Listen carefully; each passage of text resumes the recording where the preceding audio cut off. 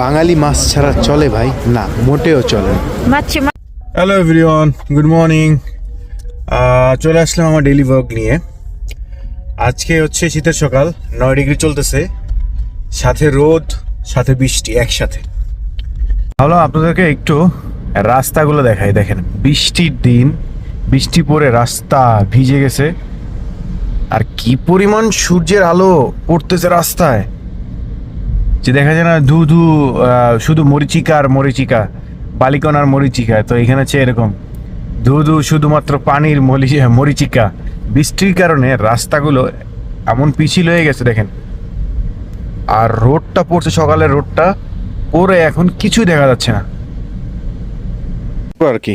অফিসে চলে আসছে, অফিস চলে এসে একটু গরম গরম পানি খেয়ে মেলগুলো চেক করলাম। কারণ জানেন তো, আমাদের হচ্ছে গার্মেন্টস লাইনে মেইলটাই আসে, মেইলটার মধ্যে সারাদিন চেক করা লাগে।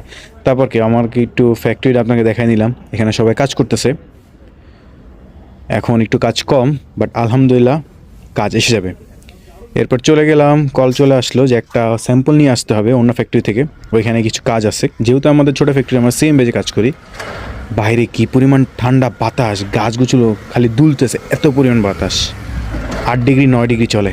এর মধ্যে গাড়ি নিয়ে বের হয়ে গেলাম আরেকটি ফ্যাক্টরিতে স্যাম্পল আনার জন্য। গিয়ে দেখি রিসিপশনে কেউ নেই। তারপর কল দিলাম, বললো ঠিক আছে আসতেছি। সে নাকি আমাকে খুঁজতেছে। नहीं, मैं इधर से गाड़ी पार करके ऊपर चला गया। मैं पूरा खोजी किया।